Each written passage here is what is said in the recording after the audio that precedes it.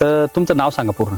माझं नाव राजेंद्र उद्धव मोरे, राहणार मोरेनगर, तालुका बागला, जिल्हा नाशिक. तर आपण जय किसान ग्रीन इंडिया कंपनीचे बेसल डोस किट वापरलेलं आहे. हो. आणि हे आहेत उन्हाळी कांदे. तर या कांदा पिकासाठी तुम्ही वापरल्यानंतर दरवर्षी तुम्ही जे रासायनिक वापरायचे आणि चालू वर्षीच तुम्ही आता आपलं जय किसान ग्रीन इंडिया कंपनीचं पहिल्यांदाच खत घेतलेलं आहे. इतर शेतकरी बांधव वापरायचे, ती वापरलं, त्यांना चांगले रिपोर्ट मिळाले म्हणून तुम्ही वापरलं.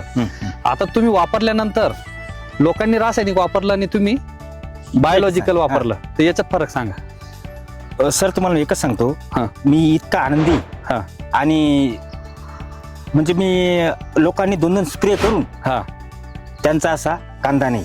आणि मी जे किसान ग्रीन इंडिया वापरलं तर तुम्ही बघा, माझा एकही स्प्रे नाही आहे इथं, तुम्ही बघू शकता. हे बघा, नाही कांदे वगैरे एकदम झालेले आहेत, भारी झालेले आहेत, कांद्याचे पंजे झालेले आहेत बरं का. हे जे माना झालेले आहेत बघू शकता तुम्ही, जर कांद्याचे पंजे झालेले आहेत, माना झालेले आहेत, हे एकदम जबरदस्त कांदा झालेला आहे. जर बघितलं एक नंबर माना झालेला हा कांदा. आता असं समजून घ्या की 90% आपल्या हाती उत्पादन आलेलं आहे. या माना झाल्या म्हणजे कांदा खाली होणार आहे. तर आता रासायनिक खत लोकांनी मारले, रासायनिक खत मारून त्यांचे स्प्रे किती झालेले?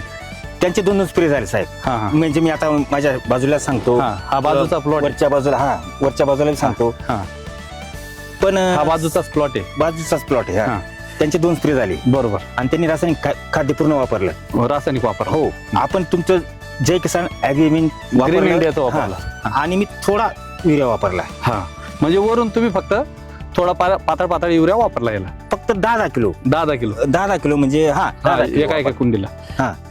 तर तुम्हाला फरक काय वाटलं दरवर्षीपेक्षा? साहेब मी काय म्हणतो, मला फक्त आनंद इकडे एवढाच आहे की मी एकही न स्प्रे देता की मला जो आनंद होतोय, तर मी खरंच म्हणजे लोकांनी 2-2 स्प्रे केले, 2 स्प्रे करून त्यांच्या कांद्यावर करपा आहे, रिॲक्शन आलेली रासायनिक औषध मारून, जे रासायनिक खत मारून त्याच्यावर स्प्रे बी जास्त लागलेले. यांनी बायोलॉजिकल शेती केली, यांना स्प्रे लागलेलाच नाही डायरेक्ट. ते म्हणजे आम्ही मारलाच नाही.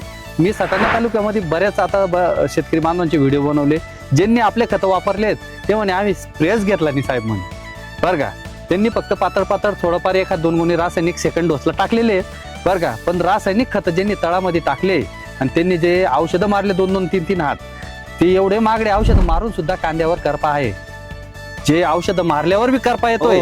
तर असं बघू शकताय की जर तुम्ही स्प्रे घेतल्यावर करपा येतोय, जे पाणी कडक होऊन जात आहे, जे कोणत्या बी प्रकारचे औषधं मारताय ते सहन होत नाही कांद्याला बरं का. नाही मारलं तर कांदा चांगला येतोय आणि मारल्याने कांदा खराब होतोय. म्हणून शेतकरी बांधवांनी हुशार व्हा, औषधं मारताना सुद्धा काळजी घ्या, गरजेनुसार औषधं मारा, गरजेनुसार रासायनिक खतं टाका, जास्त प्रमाणात रासायनिक खत वापरू नका, जास्त स्प्रे, जास्त प्रकारचे औषधं मिक्सर करू नका. औषध मिक्स करताना 1 किंवा 2 प्रकारचं औषध मिक्स करा आणि जास्त स्प्रे मारल्यानंतर रिॲक्शन येऊ राहिली कांद्यावर. आणि बऱ्याच शेतकरी बांधवांचे मी प्लॉट फिरलो तर त्यांच्या कांद्यावर रिॲक्शन आलेली आहे, जे फवारण्या मारल्यामुळं. एक आता समोर उदाहरण आहे ना. तर आम्ही शेजारी प्लॉट पाहिले बऱ्याच शेतकरी बांधवांचे, आणि काय होतंय, रासायनिक वापरल्याने त्याच्यावर करपा पण जास्त धावतोय आणि बायोलॉजिकल वापरल्याने करपा आलेला नाहीये, म्हणजे स्प्रेची गरज पडलेली नाही.